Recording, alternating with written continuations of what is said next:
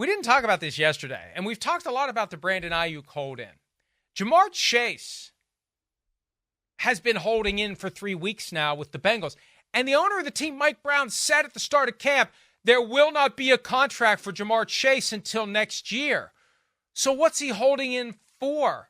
This is the weirdest thing because the hold-in implies at some point they're going to pay the guy. And Zach Taylor, the coach of the Bengals, is all for this. But the owner's already made it clear he's not going to pay him. This one is strange. And the fact that it isn't being covered the way that Aiyuk is being covered, this one is really strange. I forget about it almost every day. Definitely. Well, yeah, because Chase is, not demanding a trade. He's keeping quiet to a degree and not being a distraction.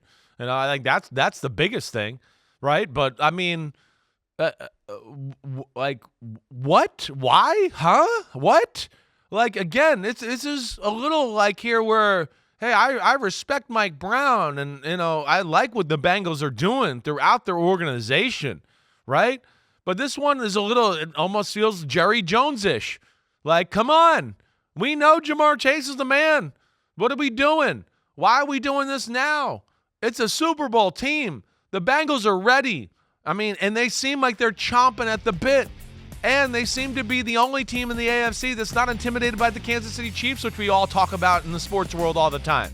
So, yeah, the time is now, and I think they've made improvements to their roster, let alone just the way they talk and the attitude that's coming out of Cincinnati feels like a team that's on a Super Bowl mission. So that's where I don't understand this one. And this is another one where it's like, come on, we know what he is. He is awesome. He is no doubt one of the 5 best receivers in football and one of the best players on your team. Get it done.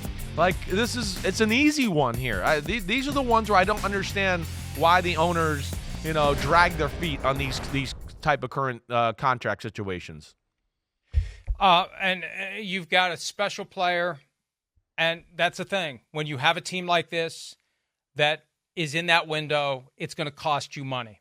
And it's not enough to just pay the quarterback. I think what's going on with the Bengals, hey, we'll pay the quarterback and we'll just fill out the roster around him. We'll use that great equalizer we talked about yesterday, the draft. Cheap talent. We'll just go find more receivers. We'll find more receivers. We'll pay them peanuts in comparison to the top of the market. And yeah, they're paying T. Higgins this year, franchise tag value, but then he's going to be gone next year. That's how they do it. That's how they've always done it. No one who's ever been franchise tagged by the Bengals has been with the team more than 1 year after the tag was applied. Right. With Chase, though, I thought that was kind of a package deal with Burrow. I just always thought they'll work this out and they'll pay him, and it sounds like they're going to make it difficult. And I think Zach Taylor's caught between the two. Zach Taylor's got to placate the player. He's got to deal with the structure above him. Yeah. And maybe we just don't see Jamar Chase. Maybe this is like the Roquan Smith hold-in where he doesn't practice, he doesn't participate in the preseason, but at some point it's time to go play. And then after this season, that's when Mike Brown will relent and pay him. Yeah, I guess I just, I don't like that formula. I never have, never will. It goes back to our conversation yesterday. I just don't think it helps the Bengals. It doesn't help the team. Jamar Chase is isn't going to be at his best because he's not getting the useful reps he needs to as far as football is concerned. This is just, this is one I'd go, I don't understand. Why are we playing with fire? Why are we trying to burn our hand and do that? I don't get it. This is an easy one. It's as easy as it gets in the NFL world. And yeah, you're not going to pay T. Higgins for the future. We know that, right? So you got him, right? And you look at the Bengals and I go, come on, there's not a lot of guys that they're playing. This is not like I look at maybe the Eagles or the 49ers and they go, man, how many big contracts can they give out to players, right? It's not that. I know they got a few guys here, but it's not to that capacity to where I would think they could figure this out and make this happen for certainly one of the best receivers in the game. It really is amazing that it's not being covered and talked about the same way Brandon Aiyuk is. But I guess because in San Francisco it feels like there's an end game. The end game here is see you week 1. Yeah. Right? Right. All it means is he's not being required to put himself through the day in and day out rigors of practice and maybe get himself injured that way. But there's been no talk from Chase about wanting a trade. That once you show up, you can't leave. Under the CBA, it's a lot harder to leave than it is to not show up. In hindsight, I wonder if Chase wishes he just hadn't shown up. maybe he recognizes at the end of the day with Mike Brown, Mike Brown will say, sit out, fine, hold out, fine, yeah, see ya. I know. We're still going to make money.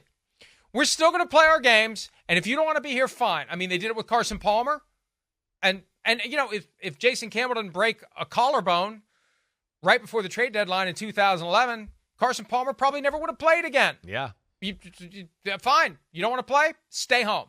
Hold out? Fine. I don't care. We'll take your fine money.